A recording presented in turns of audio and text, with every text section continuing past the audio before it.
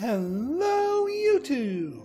I am Pinstar, and this is Surviving Mars Strategy and Tactics Episode 3.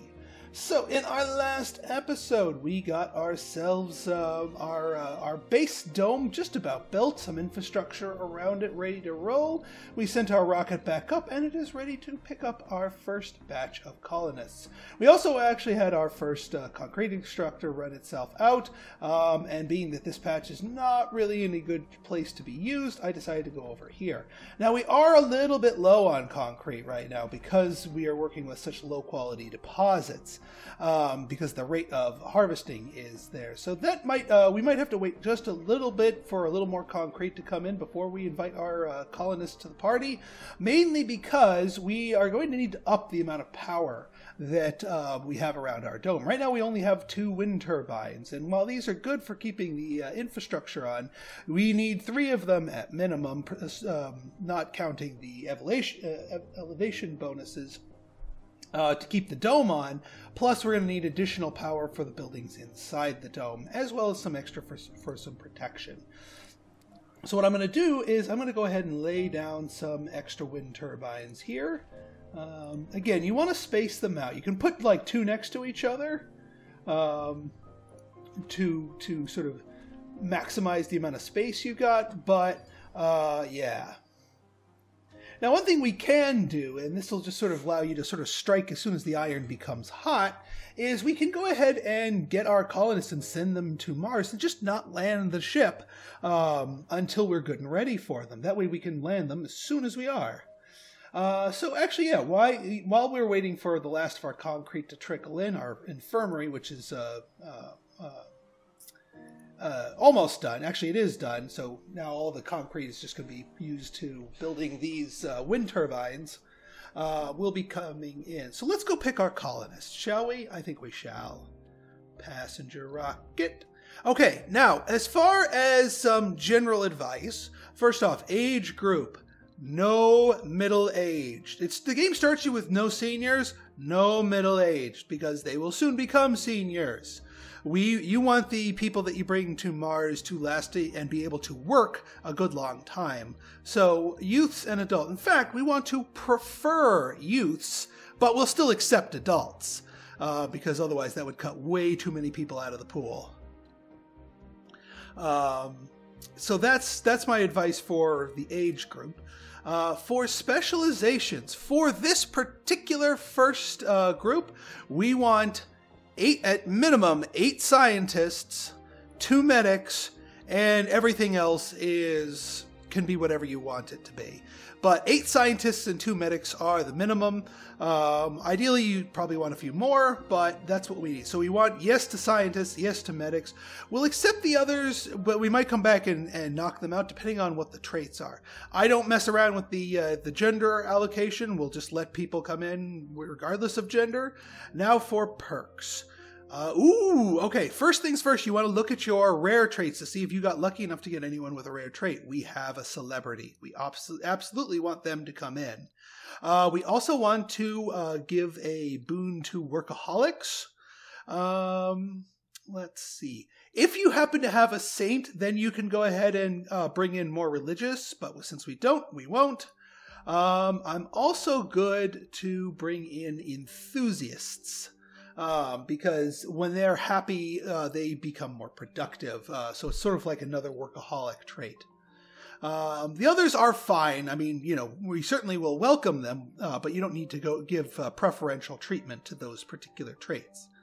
As far as flaws go, yeah, no idiots, and they keep that off for a reason. Chronic condition we can keep off for now, but we actually can invite them in later. Now, one we are going to want to get rid of that isn't by default is gluttons, and you'll see why in a moment. But let's just make sure that didn't nix our celebrity.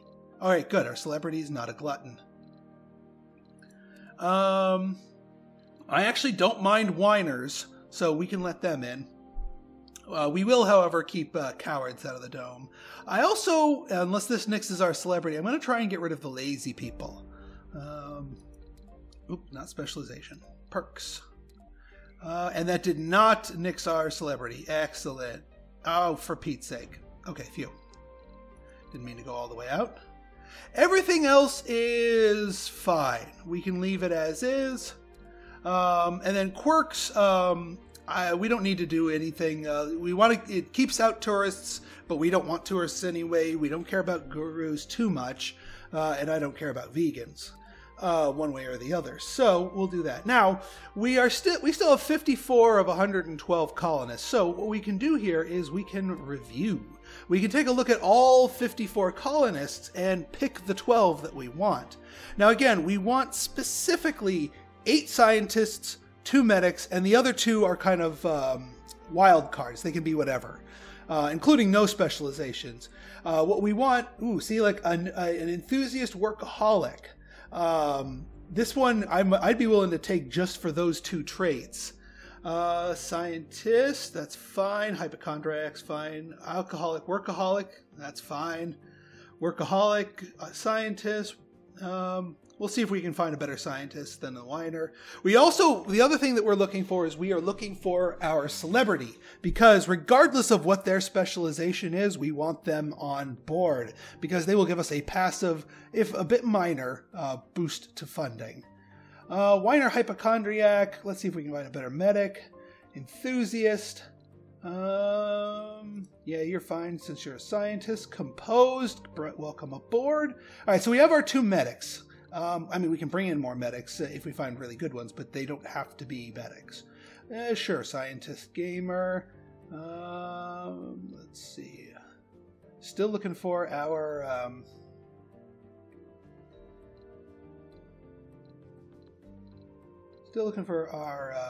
our celebrity. Posed, holic, vegan, hypochondriac, loner. It's worth it. You don't necessarily... here's our celebrity. A sexy, melancholic celebrity. Oh boy. All right, well, Joyce Cox is coming on board, mainly because they're a celebrity.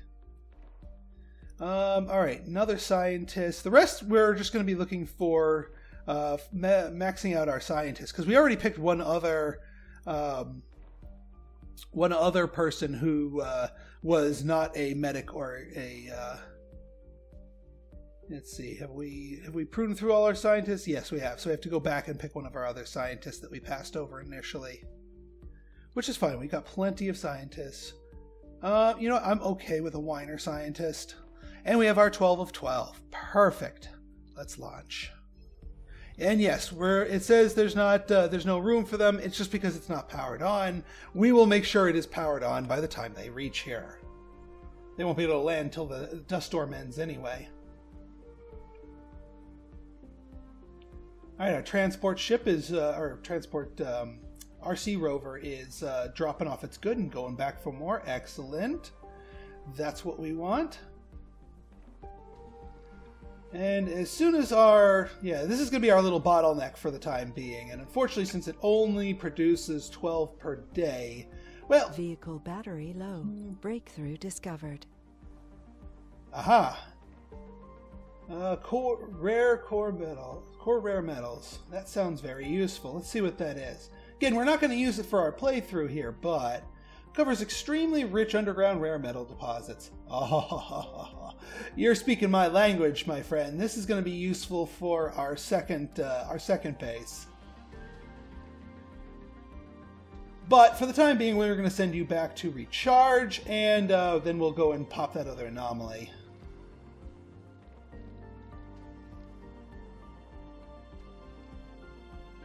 And yeah, we do need to get these 4 built before we invite our colonists to the party, because otherwise the whole structure wouldn't have enough power.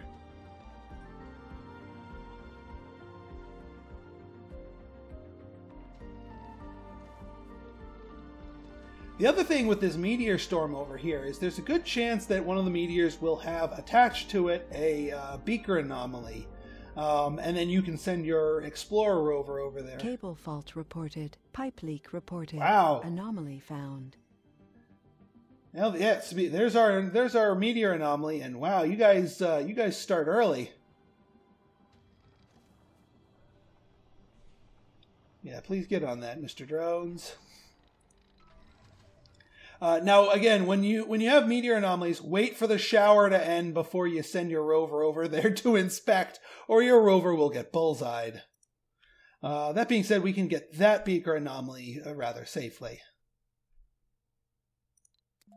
And the more I think about it, the more I want to... we'll let them finish hydroscopic Vaporators, but the more I want to actually finish off Live from Mars first.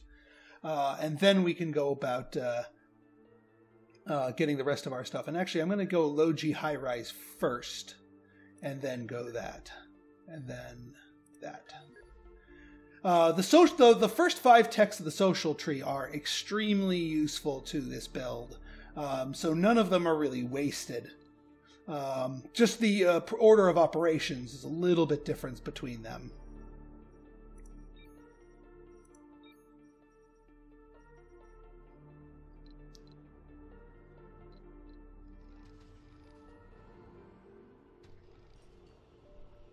All right, I got 2 of our turbines up. We just need to get 2 more and we'll be in business. Oh wait, yeah, these guys are... we can turn all those back on. Now that the dust storm ended. Cable fault reported. Again? Come on. I keep these networks separate for a reason. It's supposed to not... They're not... they generally aren't supposed to pop faults quite this often. I think it's because we have this. I do think we need Decommission Protocol to knock out this little excess wire here. Because we've built our wiring a little bit more than we normally would. Oh, buddy, don't... yeah. Please get priority on the power. You need to keep concreting it up, even though you're sucking power. Actually, I probably should have had him suck power from here. Research complete. Anomaly analyzed. Anomaly found. There we go. All right. Were you done with your thing? Actually, I think you were done with that particular area. All right, excellent. 2 more anomalies there. We've got plenty of metals here, and actually some polymers by the looks of it. So let's tell you to bring us everything. And away you go.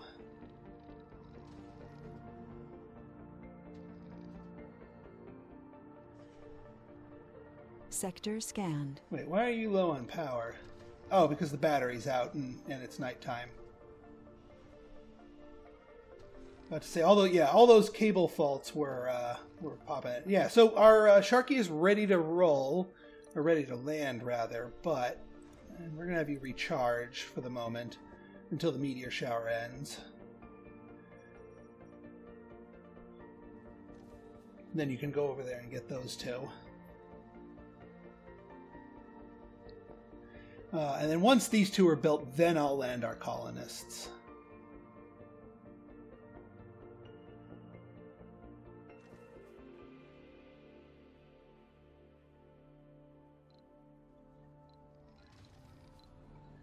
Now, one thing I might do is I might actually use Sharky as a bit of a bridge to sort of leapfrog into this thing, and then in a future one we'll bring another drone hub so that we can come down here and tap into this one, because that might be actually quite useful in terms of making sure we have a healthy and steady supply of concrete, because this is a very small and very poor deposit. It is not going to last us that long, and we do have a rather big hunger for concrete. All right, we've got our stuff here, so here's what we're going to do. Far from operational drones. Well, actually, hang on. Yeah. We want to make sure that the ship itself is within our drone hub's reach.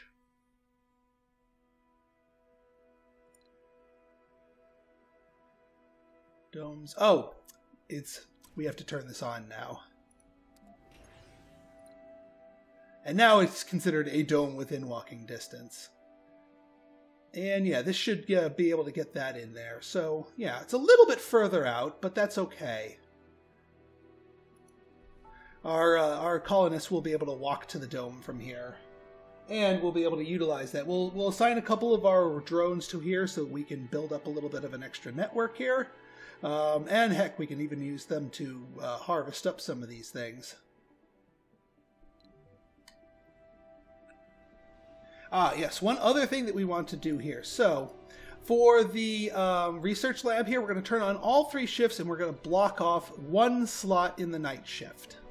For our infirmary, we are going to just have these 2 shifts and block off 1 slot each. And one concept I want to introduce here is the concept of, well, I like to call it whipping, but it's essentially introducing a heavy workload. By default, all jobs have a normal workload. The people go to work, they work their time, they finish, they don't necessarily get any sort of penalties, but it just gives a normal amount of production. In our case, that's not good enough. We want to whip. So what we're going to do is, for the first and second shifts of all of our buildings, we are going to whip. You click the little clock icon, and now they are on a heavy workload. And we are going to do that for the grocer, and we're going to do that for the research lab. Now, the downside to whipping is that every time a person goes to work under a heavy workload, they will take a little extra sanity damage and a little extra health damage. However, that's why we have an infirmary. When their health and or sanity gets low, they'll visit the infirmary and recover it. And combined with them resting at home, their recovery of sanity and health will be able to counteract the downward tick of the heavy workload. So you essentially get that extra bonus for free. So it is worth it in that case. And one last thing, so we don't leave them idle too much, let's send our rover out here. They'll be able to pop both of these anomalies. And I do have stuff queued up. I do. Excellent. We'll be able to get live from Mars, so our next batch of colonists will have a slightly larger pool to pull from.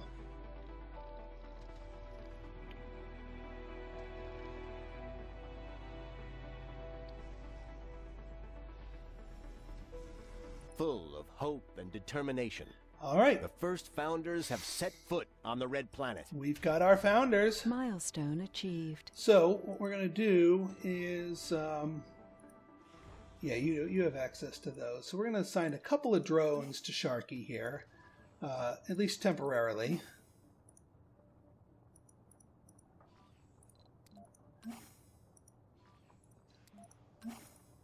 They will be able to pull from here, and new colonists have arrived. What we can do is we can get another goodie built up here.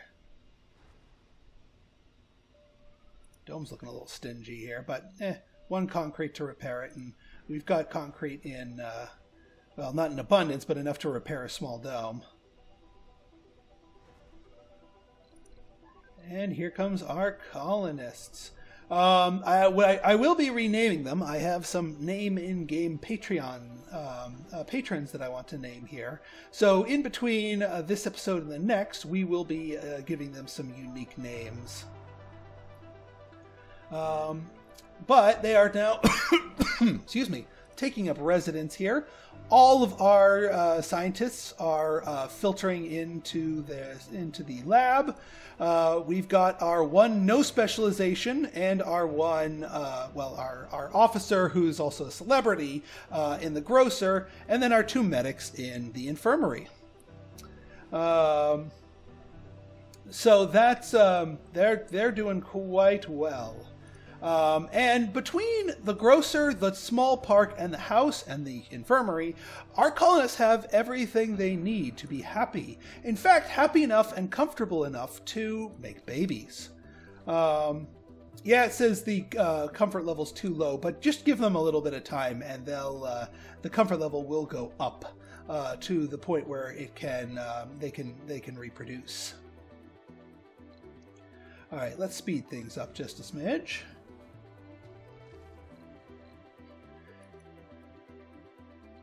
And why is the RC transport paused?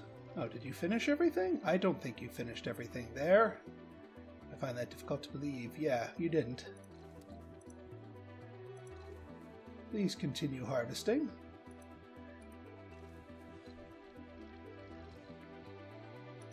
In the meantime, Oh, one other thing you'll want to do is you want to put a food depot down, let's say like right here, near one of the entrances. Because the ship has 12 food on it by itself, in addition to the food that we brought from the previous ship. And now notice, we don't have any botanists. We don't have any farms. We are not producing any food at all. And that's by design. That is absolutely by design. By pruning gluttons from your mix, and also bringing an extra supply of food, you don't need to worry about food production with your founders and can focus on science. Look at this. All of these scientists are pumping out daily research of 613 beakers.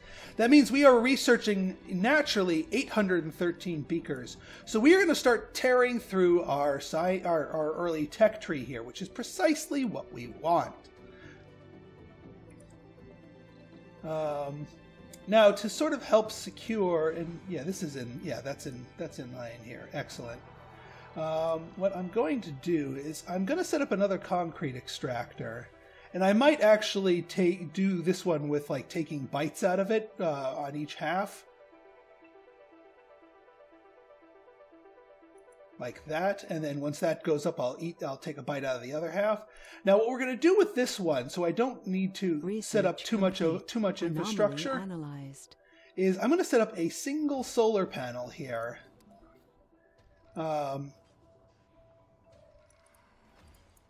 And set that up, and that is going to be its source of power. I'm not going to tie it to the grid. That's too much wiring.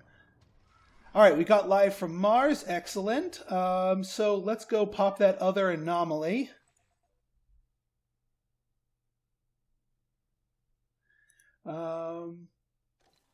And that's actually, well, we are going to want the other tech, the productivity tech, in a little bit, but we don't need that right away. We actually want to get the low-G high-rise first, which we're already halfway done with, which is awesome. All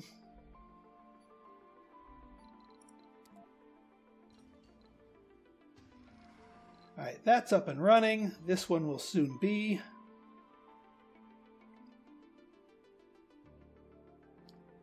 And this will just sort of supplement our concrete income, and also provide an instant backup in case we run into trouble. Actually, I'm gonna put one down here and one over here, just to keep them out of the way. But yeah, this is the whole reason why we wanted our scientists here first. Because by getting our research going immediately, we can power through the tech tree and unlock stuff that will make the rest of the dome a lot more productive and a lot more viable for us. Because this dome does, and in its finished form, depend on having a bunch of different technologies researched. And while, yes, you could say, you could get really lucky and have like 1 million different beaker anomalies to do all the research for you, or you could be starting with something like Europe that gives you lots and lots of bonus beakers and extra research stuff. Even on a hard difficulty level, even if you're playing with, say, the Church, which has a 0 natural research, this is how you can get started and researching that quickly. In fact, this particular strategy is really good for the Church. Uh-oh. Oh yeah, because he's sucking power, that's why.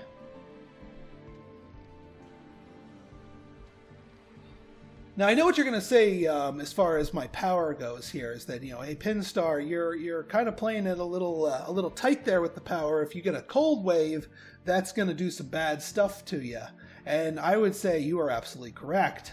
My counter to that would be that resources are low. Yeah, I know machine parts are low. We'll be dealing with that soon enough. We did spend a few more machine parts than we had intended to spend because we needed these extra things here. But that's okay. We won't be sunk, and we'll be getting more machine parts in due time. Sector scanned. Alright, excellent. We can finish off that sector up there. And then maybe do something like scan that one over there. Alright, we got soil adaptation. Excellent. Yeah, that's okay to have water reclamation. I would skip over Logi fungi. I don't trust that. We can also grab advanced Martian engines. That's going to be very useful to us.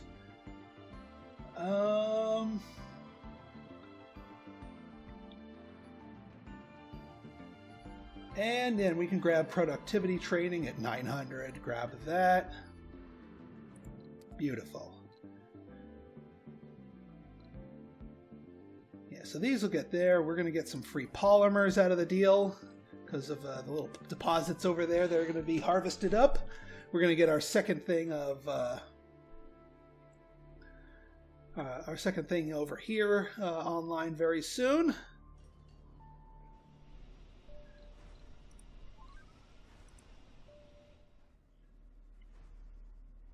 And notice, I mean, you know, people are eating food, but they're not devouring it. They're not on the brink of starvation. I wouldn't try this with just, you know, like trying to bank and live off just the 12 food that comes with a passenger rocket.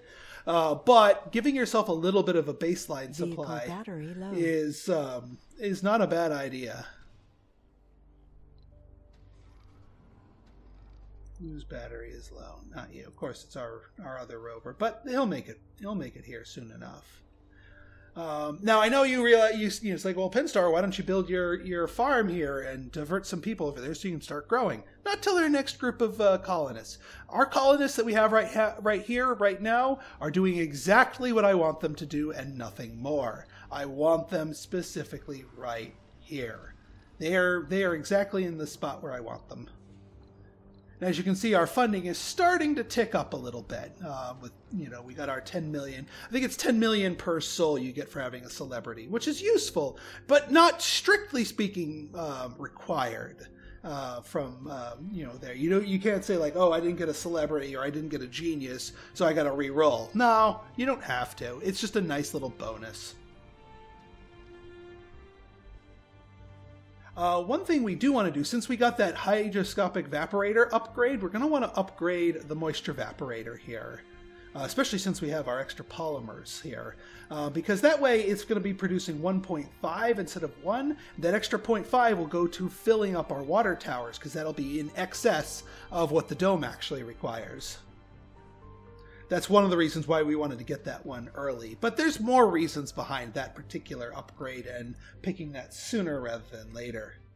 And yeah, this one's going to shut down at night because we don't have it attached to a battery. But this is ridiculously low upkeep in terms of that. So it's just a nice little supplement. And then once we get a drone hub in here, then we can start you know, building out more infrastructure and having it go 24/7.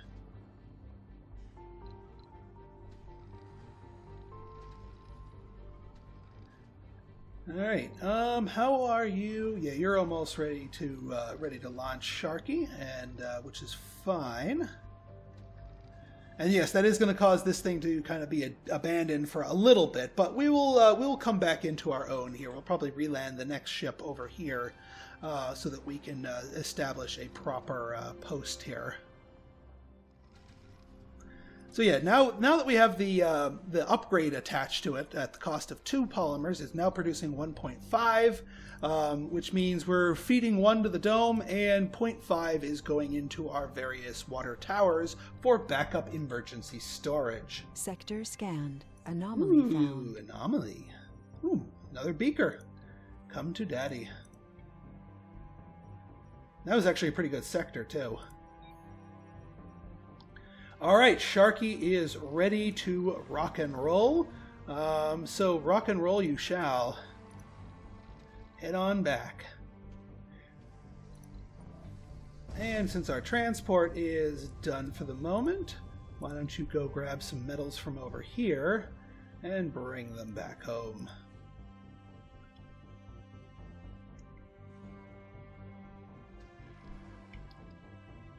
And yes, I know these guys are out of things. Despite that, he's just gonna keep on cooking until he fills up. Research complete. All right, Decommission Protocol get. Our advanced immersion engines are going to be very useful for, well, obviously it's going to reduce our fuel requirements by 20. So future launches will only require 80 fuel, which is useful. And we also needed to get this tech available, the low G hydrosynthesis, very important. Not right this second.